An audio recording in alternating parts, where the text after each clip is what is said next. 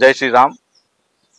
बांग्लादेश का अंदर जो भी हिंदुओं का अत्याचार हो रहा है ना, वो लोगों को हम बोलते हैं तो हमारे को सपोर्ट करो। हिंदुओं को, बांग्लादेश वाले को बोल रहे हैं हम लोग।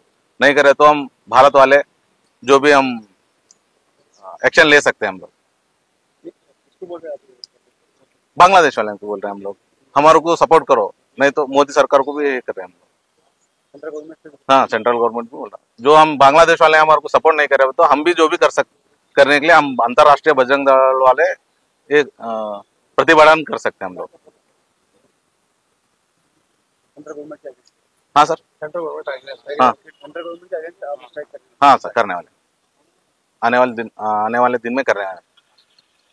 आपका नाम क्या? नागराज मोरखंडे, जिला। ಜೈ ಶ್ರೀರಾಮ್. ನಾವು ಅಂತಾರಾಷ್ಟ್ರೀಯ ಹಿಂದೂ ಪರಿಷತ್ತು ರಾಷ್ಟ್ರೀಯ ಬಜರಂಗ ದಳದ ವತಿಯಿಂದ ಅಧ್ಯಕ್ಷ ವಿಜಯಕುಮಾರ್ ಖದ್ರಿಗೆ ಮಾತಾಡ್ತಾ ಇರೋದು.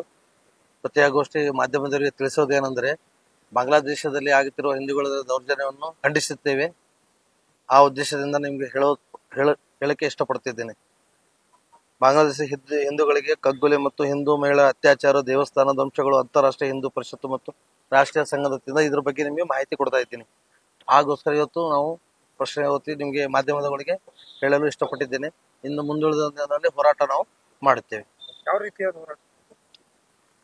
ಯಾವ ರೀತಿ ಅಂತಂದ್ರೆ ಹೇಳ್ಬೇಕಂದ್ರೆ, ನಾವು ನಮ್ಮತ್ವವನ್ನು, ನಮ್ಮ ಹಿಂದೂಗಳಿಗೆ ರಕ್ಷಣೆ ಏನ್ ಬೇಕಾಗುತ್ತೆ, ಹಿಂದೂಗಳಿಗೆ ನಾವು ಏನ್ ತಿಳಿಸ್ಬೇಕು, ಮತ್ತೆ ನಮ್ಮ ಯಾವೇ ದೇಶದಲ್ಲಿರುವ ನಮ್ಮ ಹಿಂದೂಗಳಿಗೆ ಯಾವ ರಕ್ಷಣೆ ಬೇಕು, ಅದಕ್ಕೆ ಸರ್ಕಾರದ ಮೇರೆಗೆ ನಾವು ಏನ್ ಕೇಳ್ಕೋಬೇಕು, ಜನನ ಒಗ್ಗಟ್ಟಿಗೆ ಹೋಗಿ ನಾವು ನಮ್ಮ ಹೋರಾಟ ಮುಂದುವರಿತೀವಿ.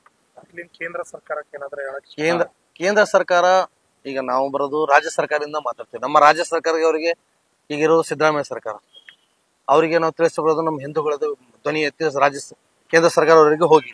ಎರಡನೇದ್ದು, ಕೇಂದ್ರ ಸರ್ಕಾರದವ್ರಿಗೆ ಕೇಳೋದೇನಂದ್ರೆ, ನೀವು ಸರ್ಕಾರದಲ್ಲಿ ಇದ್ದು ಹಿಂದುಳಿದ ನಮ್ಮ ಹಿಂದೂಗಳಿಗೆ ಏನು ಅತ್ಯಾಚಾರ ಏನು ಆಗ್ತಾ ಇದೆ ಅದ್ರೊಳಗೆ ಧ್ವನಿ ಎತ್ತಿ ನಮ್ಮ ವತಿಯಿಂದ ಅವ್ರಿಗೆ ಕೇಳೋದೇನಂದ್ರೆ, ನಮ್ಮ ಹಿಂದೂಗಳಿಗೆ ಯಾವುದು ತರದ ತೊಂದರೆ ಮತ್ತು ನೋವು ಆಗ್ಲಾರ್ದಂಗ ನಮ್ಮ ದೇಶಕ್ಕೆ ಮರಳಿ ತರಲಿ ಅಂತ ಅವರಿಗೆ ವಿನಂತಿಯಿಂದ ಕೇಳ್ಕೊತೇವೆ.